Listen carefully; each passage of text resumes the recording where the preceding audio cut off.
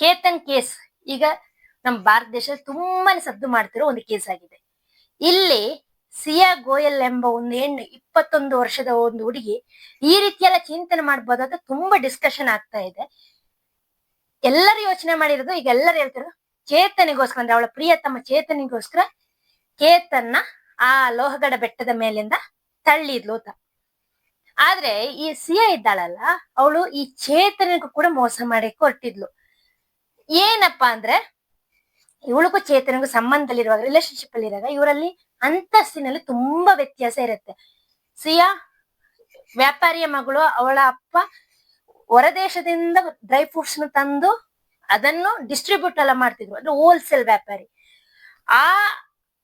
ಅಂತ ಒಂದು ದೊಡ್ಡ ವ್ಯಾಪಾರಿ ಚೇತನ್ ತಂದೆ ಒಂದು ಕಿರಾಣಿ ಅಂಗಡಿ ಇಟ್ಕೊಂಡಿರೋದು. ಇಲ್ಲಿ ಅಂತಸ್ತಿನಲ್ಲಿ ತುಂಬಾ ವ್ಯತ್ಯಾಸ ಇತ್ತು. ಇವರಿಬ್ರು ಲವ್ ಮಾಡ್ತಾ ಇರ್ತಾರೆ. ಆವಾಗ ಒಂದು ಫಂಕ್ಷನ್ ಅಲ್ಲಿ ಕೇತನ್ ಫ್ಯಾಮಿಲಿ ಸಿಯಾ ಫ್ಯಾಮಿಲಿ ಮೀಟ್ ಆದಾಗ, ಸಿಯಾನ ನೋಡಿದ ಕೇತನ್ ಫ್ಯಾಮಿಲಿ, ಈ ಆಬ್ವಿಯಸ್ಲಿ ನಾವೀಗ ಈ ರೀತಿ ಒಂದು ಹುಡುಗ ಕಂಡಾಗ ನಮ್ಮ ಹುಡುಗನಿಗೆ ಕೊಡ್ತೀರಾ ಆ ರೀತಿ ಕೇಳೋದೆಲ್ಲ ಸಹಜ ಅಲ್ವಾ. ಹಾಗೆ ವಿಚಾರಿಸ್ತಾರೆ. ಈ ಮದುವೆ ಪ್ರಪೋಸಲ್ ಬರುವಾಗ ಸಿಯಾ ಯೋಚಿಸ್ತಾಳೆ, ಕೇತನ್ ತುಂಬಾ ದೊಡ್ಡ ಒಂದು ರಿಚ್ ಮ್ಯಾನ್, ಹಾಗೆ ಈ ಚೇತನ ಹಾಗಿಲ್ಲ. ಅವಳು ಖುಷಿ ಖುಷಿಯಿಂದನೇ ಒಪ್ಪಿ ಬಿಡ್ತಾಳೆ. ಮದ್ವೆ ಏನಿದೆ, ಈ ಪ್ರಪೋಸಲ್ ಬಂದಾಗ ಅವಳು ಒಪ್ಪೋಸ್ ಮಾಡ್ಲೇ ಇಲ್ಲ. ಅವಳು ಈಗ ಹೇಳ್ತಿದ್ದಾಳೆ, ಪೊಲೀಸ್ ರಿಪೋರ್ಟ್ಗಳ ಪ್ರಕಾರ ಅವ್ರ ಎದುರಿಗೆ ಹೇಳಿರೋದು, ನಾನು ಈ ಮದುವೆ ಪ್ರಪೋಸಲ್ನ ಬೇಡ ಅಂದೆ ಮನೆಯವರಿಗೆ ಅಂತಂದ್ರೆ. ಸಿಯಾ ಮನೆಯವರು ಇದುವರೆಗೆ ಹೇಳ್ತಾ ಬರ್ತಿರೋದು, ನಮಗೆ ಈ ವಿಷಯ ಗೊತ್ತಿಲ್ಲ ಅಂತ. ಸಿಯಾ ಇಲ್ಲಿ ಕೇತನ್ ಪ್ರಪೋಸಲ್ ಬಂದಾಗ ಕಣ್ಮುಚ್ಚಿ ಒಪ್ಕೊಂಡ್ಬಿಟ್ಟಿರ್ತಾಳೆ, because is a rich man ಅಂತ. ನಂತರ ಅದೇ ನಾವು ವಿಡಿಯೋಗಳು ನೋಡ್ತಿರೋದು, ಖುಷಿ ಖುಷಿಯಾಗಿ ಸುತ್ತಾಡ್ತಾಳೆ, ಬ್ಯೂಟಿಫುಲ್ ಆಗಿ ಪ್ಲಾನ್ ಗಳೆಲ್ಲ ಆಗ್ತಾ ಇರುತ್ತೆ. ಆವಾಗ ಸಿಯಾಗೆ ಒಂದು ಡಿಸಪಾಯಿಂಟ್ ಏನಾಗೋದಂದ್ರೆ, ಕೇತನಿಗೆ ತಲೆಯಲ್ಲಿ ಕೂದ್ಲಿಲ್ಲ, ವಿಗ್ ಬಳಸ್ತಾ ಇದ್ದಾನೆ. ಅಷ್ಟು ಮಾತ್ರ ಅಲ್ಲ, ಆತ ಮಾತಾಡುವಾಗ ಸ್ವಲ್ಪ ಬಿಕ್ಕಳಿಕೆ, ತೋದಲಿಂಗ್, ಸ್ಟ್ಯಾಮರಿಂಗ್ ಅಂತ ಹೇಳ್ತಾರೆ, ಅದಿತ್ತಂತೆ ಅವನಿಗೆ. ಈ ಎರಡು ಕಾರಣಕ್ಕೆ ಅವಳಿಗೆ ಈಗ ಪುನಃ ಅವನು ಬೇಡ ಆಗ್ತಾನೆ. ಆದ್ರೆ ಅವನು ಬೇಡ ಆದರೆ ಫುಲ್ ಅವನ ಹತ್ರ ಹೇಳಕ್ಕೂ ಹೋಗಲ್ಲ. ಮೆಲ್ಲೆ ಅವಳು ಚೇತನ ಸೈಡ್ ಸೇರ್ಬಿಡ್ತಾಳೆ. ಕೇತನ್ ದುಡ್ಡು ತಗೊಂಡು ಶಾಪಿಂಗ್ ತಗೊಂಡು ಕೋಟಿಯಷ್ಟು, ಈಗ ವರದಿಗಳ ಪ್ರಕಾರ, ರಿಪೋರ್ಟಿಂಗ್ ಪ್ರಕಾರ ಕೋಟಿಗಳಷ್ಟು ಹಣನ, 1 ಕೋಟಿ ಶಾಪಿಂಗಿಗೆ ತಗೊಂಡಿದ್ದಾಳಂತೆ, ಪ್ರೀ ವೆಡ್ಡಿಂಗ್ ಫೋಟೋಶೂಟ್ ಅದು ಇದು ಅಂತೇಳಿ. ಅಷ್ಟು ಹಣದಲ್ಲಿ ಈಕೆ ಸೋಲೋ ಟ್ರಿಪ್ ತಲೆ ಹೋಗಿದ್ದಾಳೆ ಒಂದು ಗ್ರೂಪ್ ಜೊತೆ. ಆದ್ರೆ ಆ ಗ್ರೂಪ್ ಅಲ್ಲಿ ಚೇತನು ಇದ್ದ. ಅದು ಇವ್ ಮನೆಯವ್ರಿಗೆ ಯಾರಿಗೂ ಗೊತ್ತಾಗಿಲ್ಲ. ರಾಜಸ್ಥಾನ ಆ ಕಡೆ ಎಲ್ಲ ಟ್ರಿಪ್ ಎಲ್ಲ ಹೋಗಿ ಬಂದಿದ್ದಾಳೆ. ಈತನ ದುಡ್ಡಲ್ಲಿ ಚೆನ್ನಾಗಿ ಎಂಜಾಯ್ ಮಾಡಿದಾಳೆ. ಅಷ್ಟು ಮಾತ್ರ ಅಲ್ಲ, ಇವರಿಬ್ರು ಹೀಗೆ ದುಡ್ಡು ತಕೊಂಡು ಇವರ ಫ್ಯೂಚರ್ ಅನ್ನ ಪ್ಲಾನ್ ಮಾಡ್ತಾ ಇದ್ರು. ಹೇಗಾದ್ರೂ ಮಾಡಿ ಇವನನ್ನು ಲೈಫ್ ಇಂದ ಹೇಗೆಪ್ಪ ಹೊರದುಡುದು ಯೋಚನೆ ಮಾಡುವಾಗ ಈ ಚೇತನೆ ಈ ಬೆಟ್ಟಕ್ಕೆ, ಲೋಹಗಡ ಬೆಟ್ಟಕ್ಕೆ ಒಮ್ಮೆ ಕರ್ಕೊಂಡೋಗಿದ್ದು. ಆವಾಗ ಅವಳಿಗೆ ಪಕ್ಕ ಒಂದು ಪ್ಲಾನ್ ಉಳಿಯುತ್ತೆ. ತಕ್ಷಣ ಅವಳು ಆ ಸಮಯದಲ್ಲಿ ಕೂಡ ಅವನ ತಳ್ಳಿದಾಳೆ.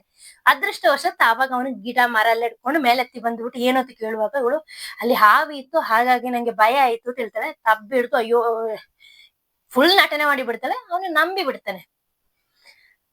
ಅದಾದ ನಂತರ ಅವಳು ಪ್ಲಾನ್ ಮಾಡಕ್ ಸ್ಟಾರ್ಟ್ ಮಾಡ್ತಾಳೆ. ಪೊಲೀಸ್ ವರದಿಗಳ ಪ್ರಕಾರ ಆಕೆ ತುಂಬಾ ರಿಸರ್ಚ್ ಮಾಡಿದಳಂತೆ, ಹೇಗೆ ಮಾಡೋದು, ಈ ಕೇತನ್ನ ಬೆಟ್ಟದಿಂದ ತಳ್ಳಿ ಹಾಕೋದಕ್ಕೆ, ಹಾಗೆ ಎಲ್ಲ ರಿಸರ್ಚ್ ಮಾಡಿದಳಂತೆ. ಅದೆಲ್ಲ ಆಗಿ ಇವರಿಬ್ರು, ಅದೇ ಒಂದು CCTV ದೃಶ್ಯ ಎಲ್ಲ ಕಾಣುತ್ತಲ್ಲ ನಮಗೆ, ಈಗ ಹೊರ ಬಂದಿದ್ದೆಲ್ಲ, ಪ್ಲಾನ್ ಮಾಡ್ತಾರೆ. ಒಂದಿನ ಬಿಫೋರ್ ಪ್ಲಾನ್ ಮಾಡಿ ನಂತರ ಬೆಟ್ಟಕ್ಕೆ ಹೋಗೋದು. ಹೀಗೆ ಬೆಟ್ಟಕ್ಕೆ ಹೋಗುವಾಗ ಈ ಚೇತನ್ ಏನ್ ಮಾಡಿರ್ತಾನೆ, ಅವನ ಫೋನ್ ಅನ್ನು ಅವನ ಅಂಗಡಿಯಲ್ಲಿ ಬಿಟ್ಟು ಅಲ್ಲಿ ಕೆಲಸ ಮಾಡುವ ಒಂದು ಹುಡುಗನ ಫೋನ್ ಹಿಡ್ಕೊಂಡ್ ಬಂದಿರ್ತಾನೆ. ಉಡಿ ಧರಿಸಿ ಬಂದು ಇವ್ರನ್ನ ಹಿಂಬಾಲಿಸ್ತಾ ಇರ್ತಾನೆ. ಏನು ಇವ್ರು ಪ್ಲಾನ್ ಮಾಡಿದಂತ ಜಾಗಕ್ಕೆ ಬಂದಾಗ ಸಿಯಾ ನೀರು ಕುಡ್ದಂತೆ ಸಿಗ್ನಲ್ ಕೊಡೋದು. ಆವಾಗ ಇವರಿಬ್ರು ಸೇರಿ ಕೇತನ್ನ ಬೆಟ್ಟದಿಂದ ಕೆಳಗೆ ತಳ್ಳಿ ಬಿಡ್ತಾರೆ. ಬಳಿಕ ಅದೊಂದು ನ್ಯಾಚುರಲ್ ಆಗಿ ನಡೆದಿರೋದು, ಹಾಯ ತಪ್ಪಿ ಆಕ್ಸಿಡೆಂಟ್ ಆ ರೀತಿ ಬಿಂಬಿಸಲು ಪ್ರಯತ್ನ ಮಾಡ್ತಾರೆ. ಎಲ್ಲ ಓಡಿ ಬರಾಗ ಕೇತನ್ ದೇಹವನ್ನು ಮೇಲಕ್ಕೆ ತರುವಾಗ ಪೊಲೀಸರು ಹೇಳ್ತಾನಂತೆ, ಎಲ್ಲಿ ಹುಡುಗಿ ಭಯ ಪಟ್ಟು ಬಿಡ್ತಾಳೋ, ಅವನ ಜೀವ ಎಲ್ಲ ಅಂದ್ರೆ ಬದುಕಿದ್ದಾನೆ ಅಂತ.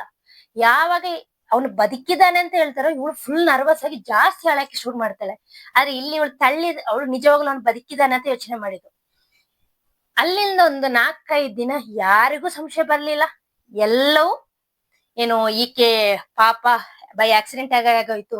ಈಕೆ ಸ್ಟೇಟಸ್ಗಳು ಕೂಡ ಅಷ್ಟೇ, ಈಕೆ ಕೂಡ ಅಷ್ಟೇ, ನನ್ನ ಬರ್ತ್ಡೇ ದಿನವೇ ನಿನ್ನನ್ನ ಬಿಟ್ಟು ಹೋಗಿದ್ದೇಕೆ, ನಾನು ನಿನ್ನ ಎಷ್ಟು ಪ್ರೀತಿಸ್ತಿದ್ದೆ, ನನಗೆ ತುಂಬಾ ಕ್ವಶನ್ಗಳಿದೆ ಕೇಳಕ್ಕೆ, ಆದ್ರೆ ಈಗ ಯಾರ ಹತ್ರ ಕೇಳೋದು, ಹಾಗೆಲ್ಲ ತುಂಬಾ ನಟನೆ ಮಾಡಿ ಪೋಸ್ಟ್ಗಳನ್ನ ಹಾಕಿದ್ಲು. ತುಂಬಾ ಎಮೋಷನಲ್ ಡೌನ್ ಆದಂತೆಲ್ಲ ತೋರಿಸ್ತಾ ಇದ್ಲು. ಈಗ ಒಂದೊಂದೇ ವಿಷಯಗಳು ಹೊರಗೆ ಬರ್ತಾ ಇದೆ. ಒಂದು ಅಷ್ಟು ಚಿಕ್ಕ ಪ್ರಾಯದ ಒಂದು ಹುಡುಗಿ ಈ ರೀತಿ ಪ್ಲಾನ್ ಮಾಡ್ತಾಳೆ ಅಂದ್ರೆ ಎಲ್ಲರಿಗೂ ಒಂಥರ ಅಚ್ಚರಿ ಮೂಡಿಸ್ತಾ ಇದೆ. ಎಷ್ಟು ಈಗೆಲ್ಲ ಹೇಳ್ತೀವಿ ಮದ್ವೆ ಬೇಡ ಅನ್ನೋದಕ್ಕೆ ಅವಳಿಗೆ ಇಷ್ಟು ಪ್ಲಾನ್ ಬೇಕಾಗಿರ್ಲಿಲ್ಲ ಕಾಣುತ್ತೆ. ಇವಳು ಏನ್ ಯೋಚನೆ ಮಾಡ್ತಾಳೆ, ಮದ್ವೆ ಬೇಡ ಅಂದ್ರೆ ಎಲ್ಲಾ ರೀತಿಲಿ ಕಷ್ಟ ಆಗತ್ತೆ. ಯಾಕೆಂದ್ರೆ ಚೇತನ್ ಬಡವ, ಅವನ ಜೊತೆ ಹೋದ್ರೆ ಫೈನಾನ್ಷಿಯಲ್ ಎಲ್ಲ ಕಷ್ಟ ಆಗತ್ತೆ. ಸೊ ಫ್ಯಾಮಿಲಿ ಸಪೋರ್ಟ್ ಇಂದ ನಾ ಮದ್ವೆ ಆಗ್ಬೇಕು. ಹೀಗೆ ಫ್ಯಾಮಿಲಿ ಸಪೋರ್ಟ್ ಇಂದ ಮದ್ವೆ ಆಗ್ಬೇಕಂದ್ರೆ ಈ ಕಡೆ ಕೇತನ್ ಕತೆ ಮುಗ್ದೋದ್ರೆ ಇನ್ನು ನೆಕ್ಸ್ಟ್ ಆಪ್ಷನ್ ಇರೋದು ಚೇತನ. ಹಾಗೆ ಅವಳು ಇಂಟ್ರಡ್ಯೂಸ್ ಮಾಡಿದ್ರೆ ಫ್ಯಾಮಿಲಿ ಎಲ್ಲ ಒಪ್ಪಿಕೊಂಡು ಈ ಹುಡುಗಿನ ಮದುವೆ ಮಾಡಿ ಸ್ವಲ್ಪ ದಿನಗಳ ವರ್ಷಗಳಾದ ಮದುವೆ ಮಾಡಿ ಕೊಡ್ತಾರೆ. ಅಲ್ಲಿಗಳಿಗೆ ಫೈನಾನ್ಷಿಯಲಿ ಯಾವುದೇ ಸಮಸ್ಯೆ ಆಗಲ್ಲ ಅಂತ ಯೋಚನೆ ಮಾಡಿ ಈ ರೀತಿ ಒಂದು ಮಾಸ್ಟರ್ ಮೈಂಡ್ ಮಾಡಿರ್ತಾಳೆ. ಇಲ್ಲಿ ಎರಡು ಲೈಫಲ್ಲೂ ವಿಲನ್ ಆಗಿರೋದಂದ್ರೆ ಇವಳೆ ಒಂದು. ಇನ್ನು ಚೇತನು ಕೂಡ ಅಷ್ಟೇ, ಆಕೆ ಒಳ್ಳೆ ಅಥವಾ ಅಲ್ಲಿಯ ಲೋಕಲ್ ಕ್ರಿಕೆಟರ್ ಅಂತೆ, ಒಂದು ಭವಿಷ್ಯದ ಬಗ್ಗೆ ಸಾಕಷ್ಟು ಇದ್ದಿದ್ದ. ಇವಳ ಪ್ರೀತಿಗೆ ಬಿದ್ದು ಇವಳ ಮಾತಿನಿಂದ ಇನ್ಫ್ಲೂಯೆನ್ಸ್ ಆಗಿ ಅವರಿಬ್ರು ಸೇರಿ ಈಗ ಅವನ ಭವಿಷ್ಯನೂ ಹಾಳಾಗಿದೆ. ಲಾಯರ್ ಏನ್ ಹೇಳ್ತಿದಾರೆ ಅಂದ್ರೆ ಕೇತನ್ನ ತಳ್ಳಿದ್ರೆ ಎಂಬುದಕ್ಕೆ ಯಾವುದೇ ಸಾಕ್ಷಿ ಇಲ್ಲ, ಆ ರೀತಿ ವಾದ ಮಂಡಿಸ್ತಿದ್ರೆ ಈ ಕಡೆ ಪೊಲೀಸರು ಈ ಒಂದು ಕೇಸನ್ನು ಬಲಪಡಿಸಿ ಇವರಿಗೆ ತಕ್ಕ ಶಿಕ್ಷೆ ಕೊಡಿಸಲು ಸಾಕಷ್ಟು ಸಾಕ್ಷಿ ಪುರಾವೆಗಳನ್ನ ಸಂಗ್ರಹಿಸ್ತಾ ಹೋಗ್ತಿದ್ದಾರೆ.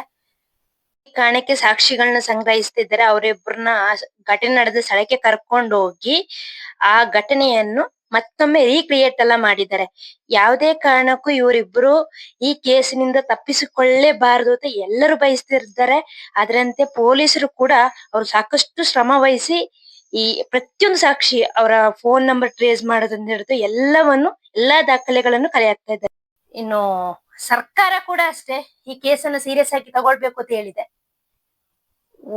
ಈಗಿನ ಹೆಣ್ಮಕ್ಳು ಏನಪ್ಪ ಒಂದು ಲೈಫ್ ಬಗ್ಗೆ ಒಂದು ಸೀರಿಯಸ್ನೆಸ್ ಇರಲ್ಲ, ಎಲ್ಲ ಫ್ಯಾಂಟಸಿ. ಆ ಫ್ಯಾಂಟಸಿಗೆ ಬಿದ್ದು ತಮ್ಮ ಲೈಫ್ನ ಸಂಪೂರ್ಣ ಹಾಳು ಮಾಡೋದಲ್ಲದೆ ತಮ್ಮ ಫ್ಯಾಮಿಲಿ ಎಲ್ಲವನ್ನು ನಾಶ ಮಾಡ್ತಾ ಇದ್ದಾರೆ.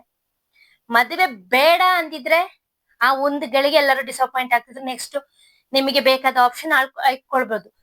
ಆದ್ರೆ ಮದುವೆ ಪ್ರಪೋಸ್ ಬಂದಾಗ ಮದುವೆಯ ಒಪ್ಪಿಗಿರುವಂತೆ ನಟಿಸಿ ನಂತರ ಓಡಿ ಹೋಗೋದು, ಮದ್ವೆ ದಿನ ಮಂಟಪಕ್ಕೆ ಬಂದು ಜೋರು ಡ್ರಾಮಾ ಮಾಡೋದು, ಈ ರೀತಿಯ ಘಟನೆಗಳು ಆಗಾಗ ಕಂಡು ಬರ್ತಿದೆ.